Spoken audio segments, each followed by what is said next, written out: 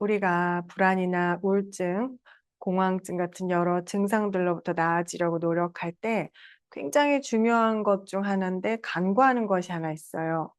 그건 바로 내가 나아질 수 있다는 신념인데요. 오늘은 그 얘기를 좀 나눠보려고 합니다. 우리가 고통스러운 상태에서 나아질 때 그 나아지는 과정은 하루아침 일이 아니죠. 운동을 하면서 몸이 근력이 좋아지듯이 이 과정도 꾸준한 시간과 노력이 드는 일입니다. 그리고 이것도 치료사나 상담가에게만 다 맡겨 버리면 되는 일이 전혀 아니죠. 사실 심리적인 치유는 스스로 도우려는 노력이 많이 필요한 과정입니다.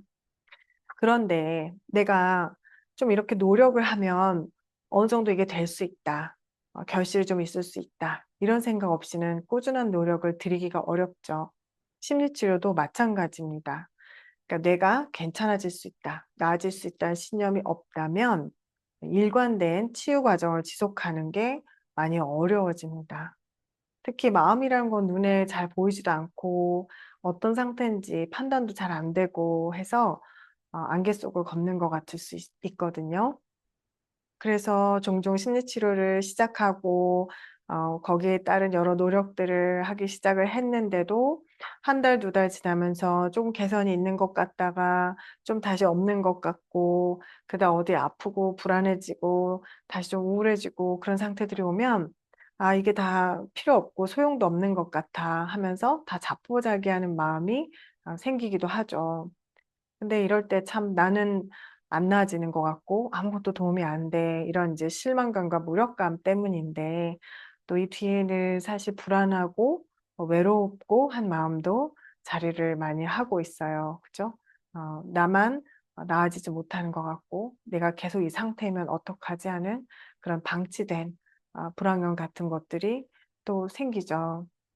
이때 우리한테 가장 중요한 것은 누군가 다른 사람이 아니라 사실 스스로를 자비롭게 계속 돌봐 나갈 수 있는 힘인데요. 계속 자신을 응원하고 지지해 줄 수 있는 마음입니다. 사실 이 자기자비라고 하는 self compassion은 치료에 중요한 영향을 미치는 요인으로 이미 밝혀져 있습니다. 이런 자기자비가 뭐냐면 그러니까 우리가 자신을 따뜻하고 깊게 내 고통과 연결이 되고 진심으로 또 그 고통에서 구제되고 나아지길 염원하는 그 마음이 있다면 그게 증상의 개선이나 치유에 매우 중요하다는 뜻이죠. 우리가 자비로운 마음을 쓰면 우리는 내면의 고통, 나의 가장 취약한 곳에 정말 판단 없이 따뜻하고 깊게 연결이 됩니다. 또 그런 상태가 오면 마음은 그 감정과 관련된 신경계나 호르몬 같은 것들을 활성화시켜서 불안이나 공포, 슬픔, 무력감 같은 감정들과 관련된 신경 생리적 기제들을 진정시키고 균형도 잡아줍니다. 그러니까 우리가 우리의 감정 상태를, 마음 상태를 좀 자비롭게 자꾸 바꿈으로써 신경계 호르몬의 변화를 일으켜서 개선이 되고 회복이 되게 할 수 있다는 얘기죠. 이게 자비로운 마음의 힘입니다. 그러면 어떻게 이렇게 오랜 고통 속에서 고군분투하는 자신을 향해서 일관되게 따뜻한 응원과 지지를 하는 그런 자비로운 마음을 낼 수 있을까?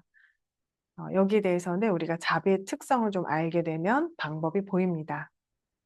네, 심리치료 연구에서는 자비의 마음이 다만 고통을 보고 아파만 하는 마음이 아니라 그 고통 속의 존재가 거기서 구제될 수 있도록 돕고 싶어 하는 따뜻하고 연결된 마음이라고 말합니다.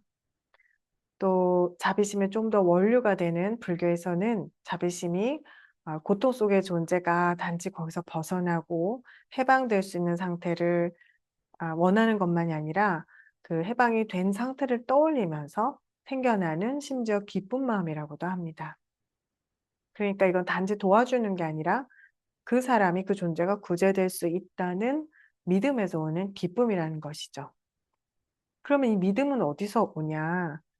어 이거는 이 고통에 빠진 사람이 어떤 도움이 필요한지를 알고 있기에 이 사람도 그런 도움을 받는다면 나아질 수 있다라고 아는 생각, 그런 믿음을 갖는 것을 말합니다.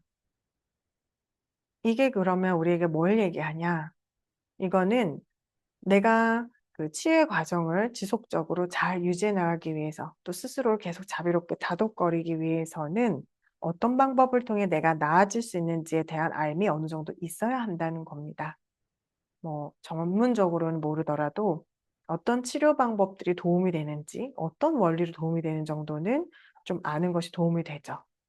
이런 알은 치료 과정 속에서 계속해서 진화되고 바뀌어 나갈 수도 있을 거예요. 그렇지만 그렇더라도 비슷한 나의 증상이나 또 다른 사람들도 비슷한 진단을 받았을 때 그때 도움이 된다고 하는 치료 방법들을 어느 정도 내가 알아두고 그 원리에 대해서 머릿속에 이해하는 것이 있으면 우리는 나도 나아졌을 때 그런 상태를 그릴 수가 있죠. 거기에 희망과 신념이 생길 가능성이 있습니다.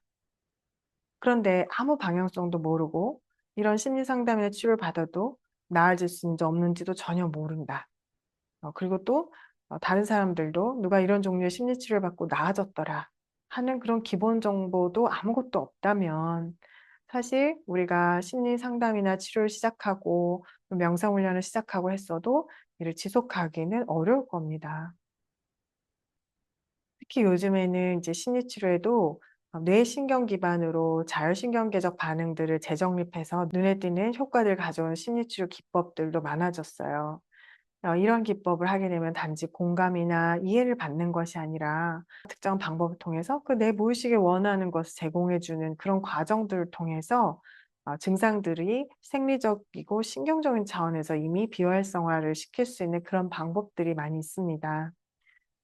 이게 무슨 얘기냐면 상담실에서만이 아니라 일상에서도 꾸준히 그런 특정한 마음 상태를 개발하는 것이 증상의 치유에 도움이 된다는 얘기입니다. 그러니까 자발적으로 일상에서도 내가 스스로에게 일관된 노력을 하도록 다독이는 마음의 힘이 굉장히 중요하죠. 그런데 그런 것에 대한 이해가 전혀 없다. 어떻게 하면 나아질 수 있는지에 대한 아주 기본적인 정보나 믿음조차도 없다 하면 이 과정은 더뎌질 수 있습니다. 제 얘기를 한번 해 볼게요. 저는 한 10년 전쯤에 왼쪽 고관절 쪽에 좀 크게 상해를 입었고 만성적으로 목 디스크도 있어요. 그래서 만성 통증이 있습니다. 몇 번 병원 치료도 받아 봤지만 별로 소용도 없었어요. 그런데 제가 한참 통증이 심할 때 누가 저한테 이러는 거예요. "평소에 자세를 바로 해라. 이런 자세로 앉지 마라. 이렇게 걷지 마라." 이런 말을 해 주는 거예요. 그때 저는 속으로 '아 정말 이 사람 한가한 소리 하고 있네. 아니 내 통증이 얼마나 심한데 이게 이미 얼마나 안 좋은 상태고 아픈 상태인데 자세나 바로 하라고 잔소리나 하고 있네.' 이렇게 생각을 하고 마음만 더 상했어요. 그리고 실제로 그 충고대로 하지도 않았습니다. 왜냐하면 이렇게 아픈데 내가 큰 수술이라도 해야지 뭐 시술이라도 해야지 뭐 나아지지 자세 하나 바로잡는다고 나아질 거란 믿음이 전혀 없었던 거죠. 근데 그러다가 우리나라 최고 권위자인 의사분이 정확히 저와 같은 증상들을 가지고 설명을 하는데 그걸 좀 발견하고 공부를 해 봤어요. 그러다 보니까 결국 방법이 자세라는 걸 알게 됐어요. 그리고 그렇게 해서 몇 달 만에 그 심한 통증에서 회복이 된 사람들 얘기도 많이 듣게 되었어요. 그러고 나니까 이제 똑같은 바른 자세 하라는 소리가 잔소리로 더 이상 안 들리는 거예요.